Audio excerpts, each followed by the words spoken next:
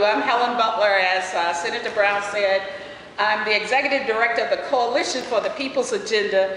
It's an advocacy group comprised of representatives from the civil rights, human rights, environmentalists, peace, justice, labor, youth, women, and citizens who are concerned about improving the quality of governance. And of course, we're convened by the Honorable Dr. Joseph Eccles Lowery.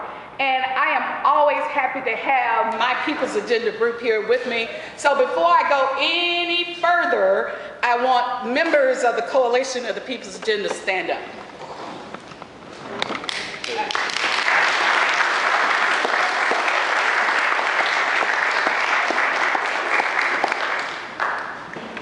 Always happy to have them to be with us, supporting our efforts, and want to let you know especially that we're here in support of the Quitman 10.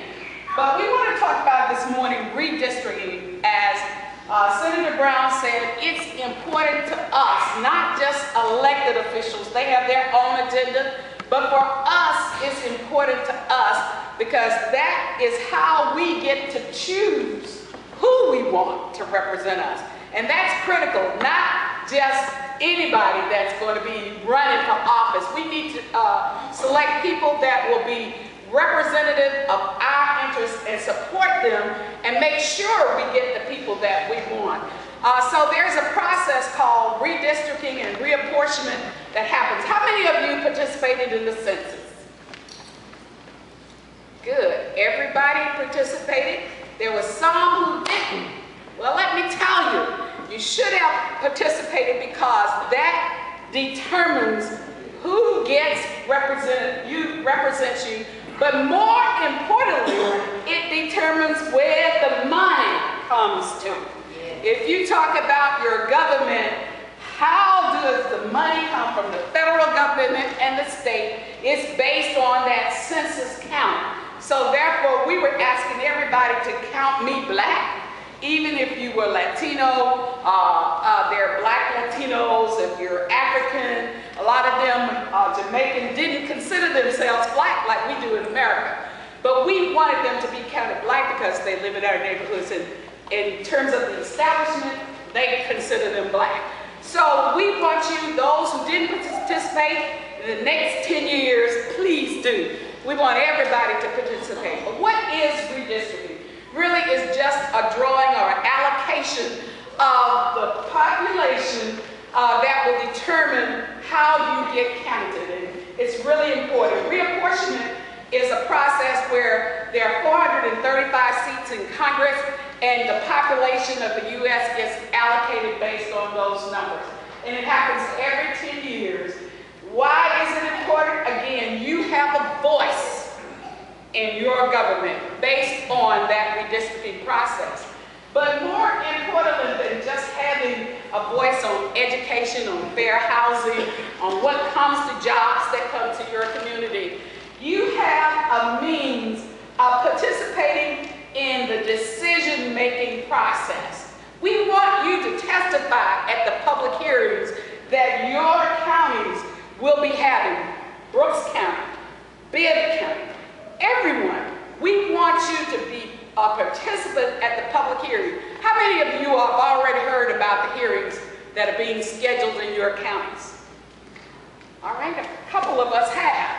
So we know when those are going to be happening.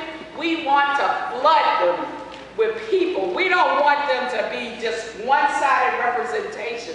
We want people to flood it, to say that this is what we want the lines to be drawn, because as he said, you know, there was a process that the University of Georgia used to do redistricting and reapportionment. The 2010 legislature decided they want to take that power away from an independent body. It was headed by a black woman. They have now taken it over and given it to a white woman who happens to be, and I'm not advocating parties, I'm giving you facts so that you know what the facts are. But this lady that now has the drawing of the lines of where the boundaries will be is a Republican National Committee lawyer who has, by the way, been on the forefront of fighting the Voting Rights Act, on the forefront of ensuring that photo ID comes in place, on the forefront of ensuring that if you walk down the street now, because Governor Deal signed yesterday, HB 87, if you walk down the street and a policeman thinks you might be a non-citizen, you're going to have to provide proof of your citizenship. How many of you can prove that right now that you're a U.S. citizen? You got your birth certificate on you? No. Do you carry it with you? No. Do you have your passport with you? No. Do you even have a birth certificate? A lot of us don't, right? I don't have mine. But if I want it, I got to pay a poll tax to go get it. Why? Because it costs $25 to pay to get a birth certificate. And if I get a passport, it's going to cost me $150. So you see how we're going back to the old days? Do you know why the Voting Act was put in place in the first place? Let me just start there. How many know that? Somebody tell me why the Voting Act was put in place. I don't want my people's agenda people. Somebody else. You're like, tell me why the Voting Act was put in place. Speak up a little bit. Yes, ma'am.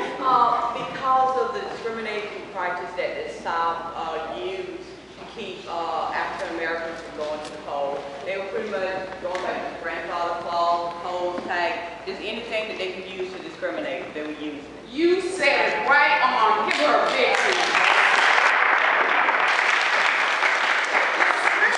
That's Ms. Trump. They